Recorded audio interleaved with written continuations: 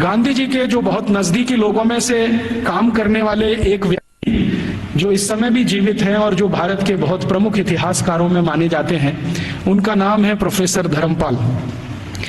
जब भारत आजाद हो गया 15 अगस्त 1947 को, तो प्रोफेसर धर्मपाल जो गांधी जी के साथ भारत छोड़ो आंदोलन में शामिल हुए थे, उन्होंने गांधी जी को पूछा कि अच्छा अब मेरा काम क्या है, आजादी आ गई, सरकार बन गई, अब बताइए मेरा काम क्या है।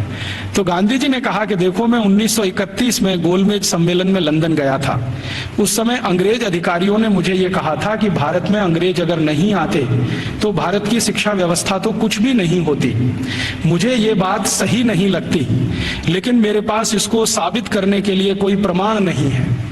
मैं तुमसे उम्मीद रखता हूं कि तुम भारत की शिक्षा व्यवस्था के बारे में जितने भी संभव हो प्रमाण इकट्ठे करो, दस्तावेज इकट्ठे करो, तथ्य इकट्ठे करो और उसके आधार पर यह सत्य साबित करो कि अंग्रेजों से आने के पहले की भारत की शिक्षा व्यवस्था कैसी थी।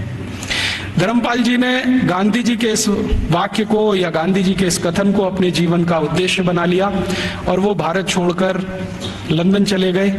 लंदन के बाद दुनिया के कई देशों में घूमते रहे, फ्रांस में रहे, जर्मनी में रहे, यूरोप के देशों में 40 साल उन्होंने अध्ययन और अध्यापन किया। बहुत समय तक वो पढ़ाते रहे, जीविका चलाने के लिए, कुछ पैसा बनाने के लिए, लेकिन मूल उद्देश्य ये था कि भारतीय शिक्षा व्यवस्था कैसी थी अंग्रेजों के आने के पहले, उसके प्रमाण एकत्रित करना, दस्तावेज एकत्रित करना और उनके आधार पर कोई अधिकार पूर्वक बात कहना।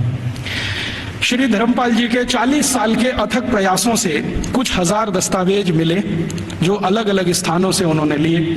उनका एक साथ जब बैठकर विश्लेषण किया तो पता चला कि अंग्रेजों के आने के पहले की शिक्षा व्यवस्था बहुत ही अच्छी थी।